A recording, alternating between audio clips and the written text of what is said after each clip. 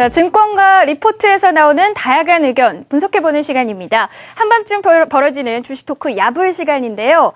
자, 오늘은 또 어떠한 야불거리들이 있는지 저희가 살펴보도록 하겠습니다. 자, 그 전에 자, 역시 방송 보시다가 좀 저런 얘기 나도 하겠다. 또 보고 있으니 속 터진다 이런 분들 저희 문자 샵 8181번으로 보내주시기 바랍니다. 여러분과 함께 얘기해보도록 할게요.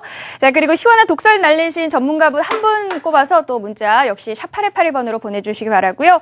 또 게시판도 열려 있습니다. 여러분의 다양한 사연 거침없이 올려주시기 바랍니다. 자, 그럼 오늘 증권가 주요 리포트 살펴봅니다. 자, 첫 번째 리포트입니다. 바로 조선업체 관한 리포트인데요.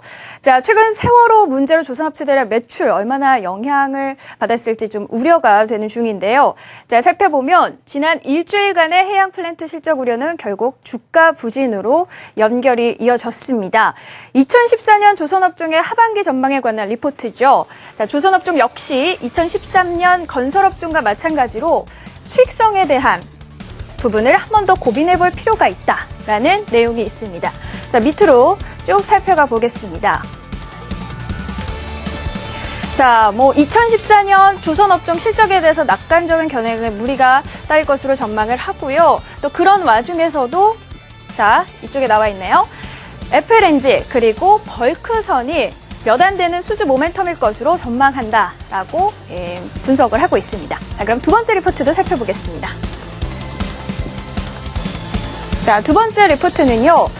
바로 나오고 있죠. 외국인 추가 순매수의 회의적인 세 가지 이유를 꼽아낸 분석입니다. 그 내용을 한번 살펴볼까요? 자, 지난 3월 말 이후에 외국인들의 매수세가 이어지면서 과연 우리 증시가 이러한 상황에서 여전히 2000선 안착에 대한 기대를 유지해도 좋을까? 이 부분에 촌미의 관심이 꼽아지고 있는데요. 자, 그러면 저희가 전체적인 이 리포트의 내용은 일단은 회의적인 내용입니다. 저희가 그 세 가지 내용을 자세히 짚어보도록 하겠습니다. 자, 첫 번째는요. 연초 이후 지속됐던 외국인의 일본 증시 순매도가 조금 더 내려서 보여드리도록 할게요. 순매도가 둔화되고 있다는 점입니다. 일본 증시 순매도가 둔화되고 있다. 이런 소식이고요.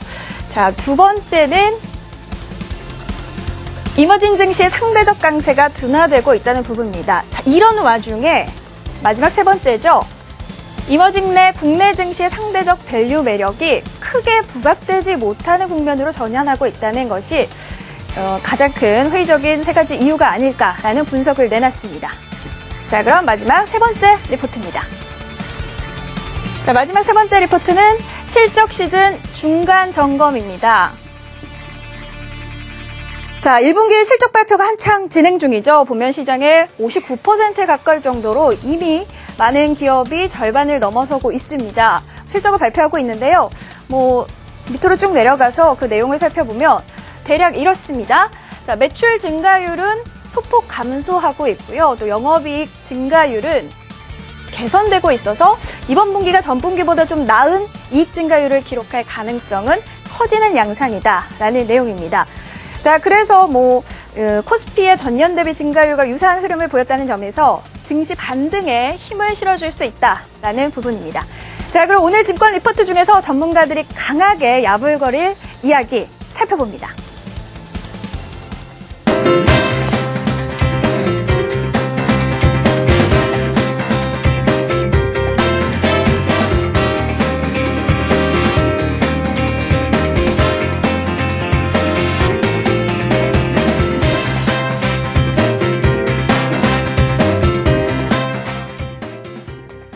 네.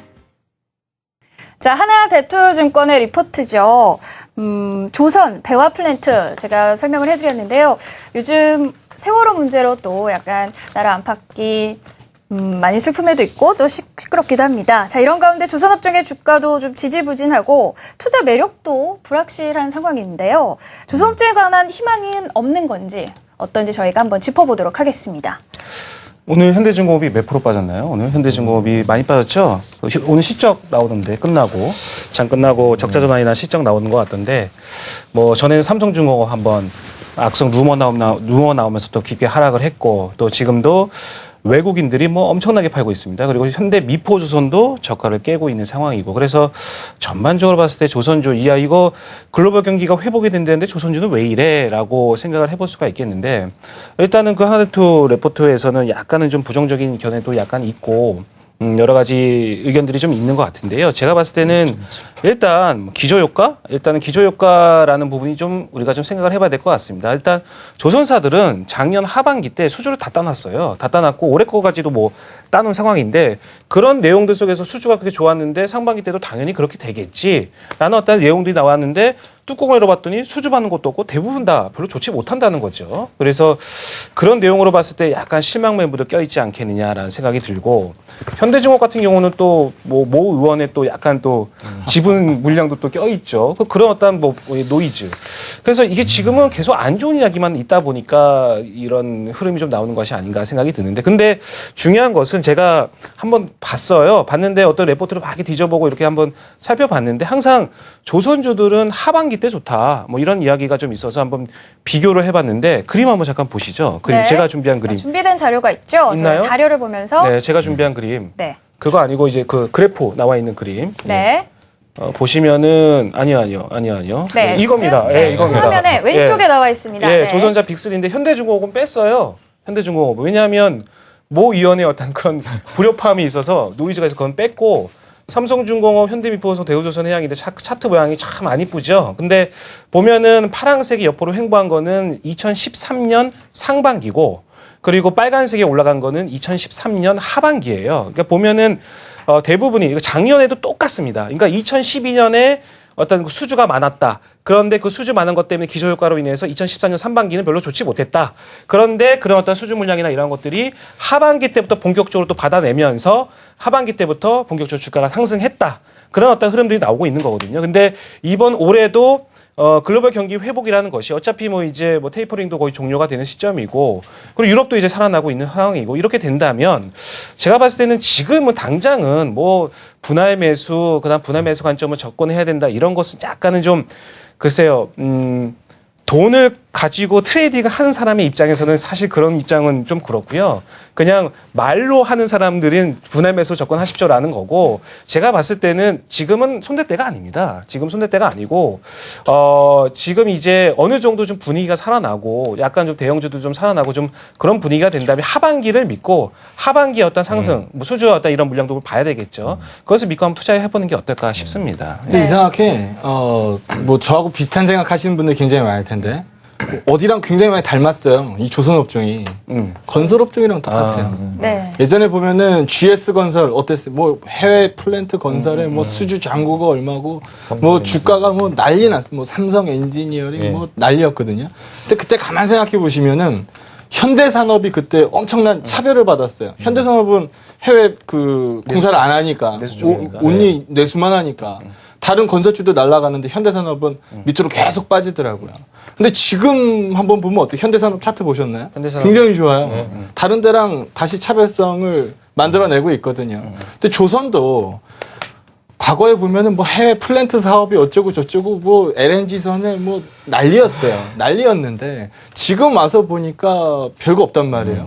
그러면은 과거처럼 좀 차별성을 갖고 있는 조선주가 있는지 좀 찾아보자. 그러고 눈 씻고 찾아보면 없어요. 그러다 보니까 문제가 좀 되는 것 같아요. 과거에도 보면은 GS건설 문제 생긴 다음에 사실 지금 건설주들이 나락으로 떨어졌었거든요. 지금도 보면은 이번에 삼성중공업 실적도 해외 플랜트 부분에서 뭐 덜 반영한 거 있다. 저가 수주해가지고 지금 비용 못 맞추는 거 있다. 적자 냈고 현중 마찬가지고 지금 발표 나는 분위기가 다 그런 분위기면은 지금 여기서 떨어지는 칼날 손으로 잡을 생각하면 손이 다칠 수 있으니까 칼날이 좀 올라갈 때 분명히 긍정적인 그림도 있긴 있어요.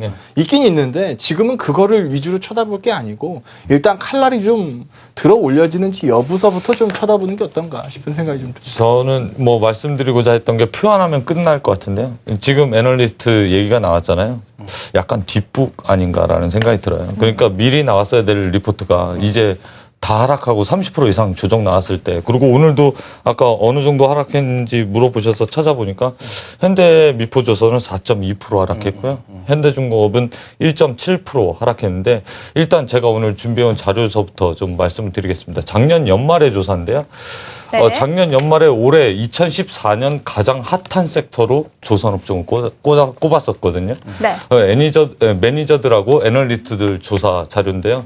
그때 나왔던 리포트와 그리고 그 주가 위치, 현대미포조선을 통해서 좀 말씀드릴까 합니다.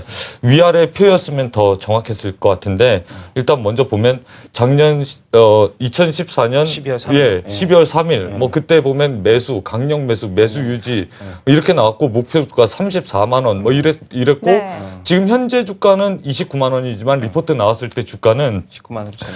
예, 19만 3천 원이지만 그때 리포트 나왔을 때 주가는 25만 원 돈이었거든요. 그런데 저 리포트가 나오고 목표 주가 상향 리포트나 매수 유지 리포트가 나왔음에도 불구하고 주가는 되려 지금 빠진 이 순간에 조선주 안 좋습니다라는 이야기가 나온다는 것 자체가 계속해서 뒷북을 날린다는 거죠. 그러니까 개인 투자자들 입장에서는 이게 뭔가 결국에는 이런 것들이 개인 투자자들을 더 헛갈리게 만드는 기관의 리포트가 아닌가 그렇게 보여지고요. 만약에 그렇다고 하면 시계바늘을 좀 뒤로 돌려서 2008년, 2006년 가장 핫한 섹터였을 때 그때를 돌려서 본다 그러면 조선주 PER 밸류가 20배 막 그랬었거든요. 그랬을 때는 3년치 수주 다 땡겨서 지금 현재 주가에 반영해도 미래에셋이 계속 펀드가 유입될 때였으니까 그때는 조선과 조선기자재 계속해서 펀드로 담아서 PER 밸류 20배 줘도 뭐 내후년 실적 갖다 쓰면 지금 쌉니다 이렇게 해서 주가를 끌어올리던 그런 상황들이었었는데 특정 증권사를 논해서 죄송한데 사실 지금은 펀드 환매가 계속해서 출회되는 기간이거든요. 그러니까 그만큼 녹록하게 세일즈가 안 되고 그만큼 녹록하게 다른 누군가가 잡지 못하니까 조선주 조심해야 된다. 이건 좀 뒷북이라는 생각이 들고요. 방금 전에 박병 차장님께서 말씀하신 것처럼 하반기에 좋을 거니까 지금 분할 매수하자. 그건 확인하고 하자. 그렇게 말씀드리고 싶습니다. 네. 그리고 그거 파나마 운하 그것도 중단됐죠. 지금 파나마 운하 그 확장 공사를 중단이 됐어요. 그래서 배를 만들려면 파나마 운하가 이렇게 관통하는데 하루 걸린대요. 24시간 정도. 네. 그러면 사이즈가 뭔가 규격이 나와야 그거에 맞춰서 배를 만들든 벌크선을 만들든 뭘 만들 거 아니겠습니까? 근데 이 확장 공사 이 규격이 아직까지 공사를 하다가 지금 중단된 상황이어서 그것도 약간은 또 수주에 또 영향을 좀 악영향을 줄 수가 있다. 약간 좀 그런 내용도 좀 나오고 있는데 또 한 가지 더 말씀을 드리자면 지금 그 레포트 이기태 이사님이 말씀해 주셔가지고 저도 생각나는 거 말씀드리자면 엊그저께였죠. 월요일날 넥센타이어가 상한가를 갔습니다. 넥센타이어 상한가 갔는데 넥센타이어 하면은 그 모든 증권사는 물론 아니었습니다. 근데 대부분의 증권사가 실적 부진이었습니다. 실적 부진. 네. 전망이. 근데 실적 나왔더니 서프라이즈로 나왔어요. 이게 지금 그러면서 또 그 다음에 이거 어디 서프라이즈 네. 매수 또 레포트가 또 쏟아지기 시작하고 있는 겁니다. 그러니까 제가 봤을 때도 물론 얼마나 이 수재들이 다 모여 있는 이 기관 그리고 애널리스트 그리고 이제 리서치 센터 아니겠습니까? 근데 그 수재들이 모여 있기는 하겠지만 그래도 약간은 트레이딩이 아니라 그냥 정말로 그냥 뭐 좋으면 좋다, 나쁘면 맞다. 물론 뭐 그렇게 쓸 수는 있겠지만 너무 좀 이게 좀 예상을 좀 더 우리 이기태 이사님처럼 좀 발로 뛰면서 좀 네. 가가지고 야 니네 화장실에 휴지가 있어 없어? 막 이런 것도 좀 물어보고 이러면서 좀 이렇게 좀 했으면 좋겠는데 너무 좀 뒷부가 아닌가 싶습니다. 현대중공업도 마찬가지고 대부분 다 그런 것 같아요. 예. 차트 2개 보면은 딱 답이 나올 것 같은데요. 어떤 차트인가요? 제가 차트를 네. 준비하는데 네. 조선가 신조선가 추이 하나 나온 거 있어요. 네, 그래프죠. 지금 네. 그 증권사에서 좋게 지금 얘기하는 왼편 데는 화면에 크게 조선가 나와 있네요. 추이. 네. 예.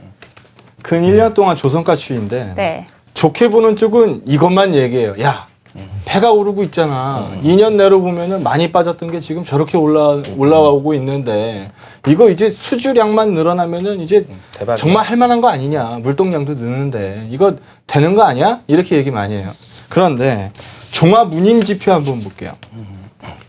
종합 운임 지표 보면 저 어때요? 아직까지는 벌크도 그렇고 탱크도 그렇고 컨테이너도 그렇고 아직 없거든요. 저게 먼저 좀 움직여야 선주들 입장에서는 야 운임이 오르는구나. 그러면은 내가 배를 좀 늘려서 좀 돈을 좀 많이 벌어봐야겠다 이 생각을 할 텐데 아직까지 그 생각 드는 차트가 아니거든요. 그래서 좋은 쪽은 성과만 보고 얘기하고 좀 불리하게 보는 쪽은 운임가만 보고 얘기해요. 이 두 가지가 좀 맞아 떨어지는 시점이 나와야 될 것 같고 건설주 급락한 다음에 야 이젠 반등하겠지 기대했었던 투자자들은 상당히 그 이후에도 오랜 기간 아팠거든요. 지금 조선 같은 경우에도 야, 뭐 이 정도 빠지면 된 거 아니야? 뭐 지금 뭐 북밸류 수준인데 뭐 현대중공업 북밸류 대비해서 할인도 되는데 이 정도면 된 거 아니야? 라고 생각들을 많이 하실 텐데요.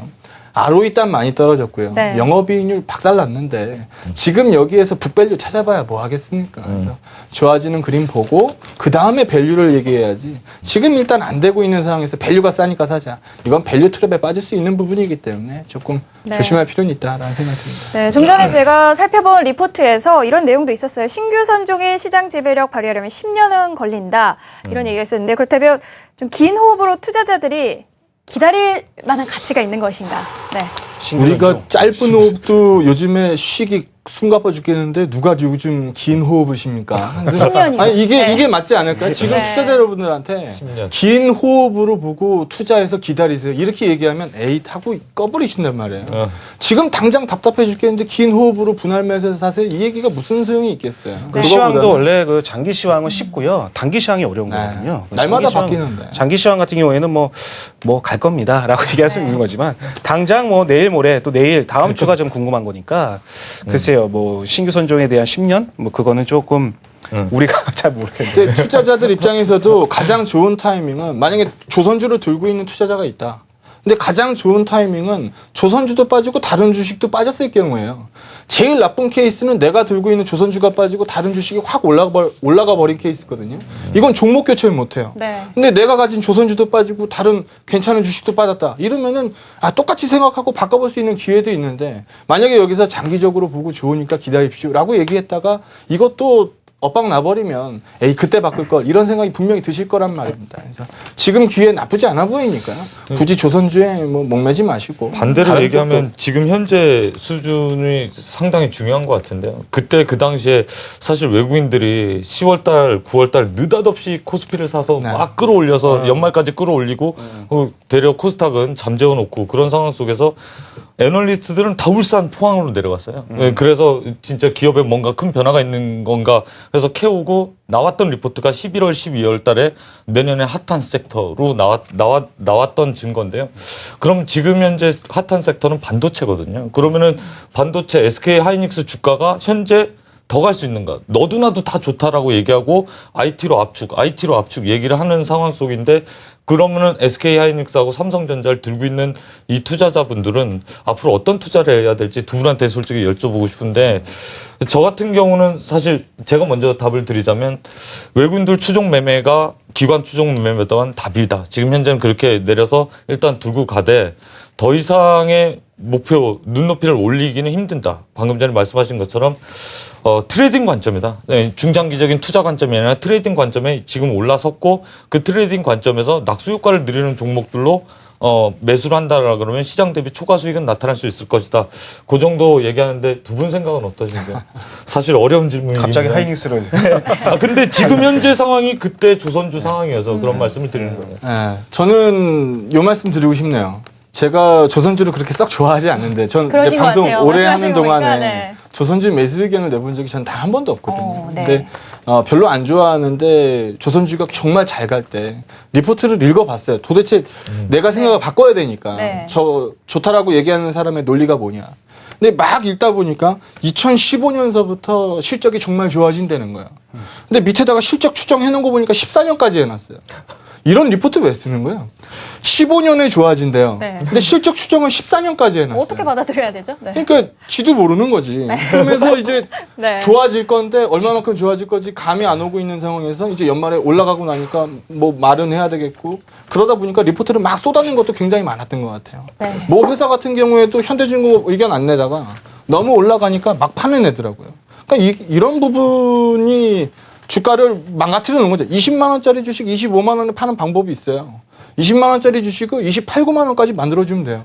그럼 개인들이 25만 원까지 빠지면은 조정받았다고 엄청 들어가거든요. 거기에 떠는 거예요. 이번 현대중공업 보세요. 20만 원대에서 28, 9만 원 갔다가 25만 원대에서 개인 다 물렸잖아요. 그리고 급락. 똑같은 패턴이거든요. 그렇습니다. 뭐 조선업종의 신화가 과연 다시 펼쳐질 수 있을까? 이에 대한 시청자 #8181 댓글도 한번 살펴보고 가도록 하겠습니다. 자, 3112번입니다. 장보고의 나라 FLNG와 벌크선으로 다시 한번 피어나길 약간 희망 섞인 내용이 있었고요. 8915번님, 이번 세월호 문제 생기면서 우리나라 조선업종은 이미지에 상당히 손상받았다. 원래 올라가기는 어려워도 미끄러지는 건 한순간이다. 라고 좀 안타까움을 나타냈습니다. 또 7743번님, 새로운 선종들의 등장 대환영. 썩어도 준치다. 네. 대한민국 조선업종 화이팅이라고 또 좀 응원을 긴 해주셨네요. 주식 토크 야불은 여기까지입니다. 긴 호흡.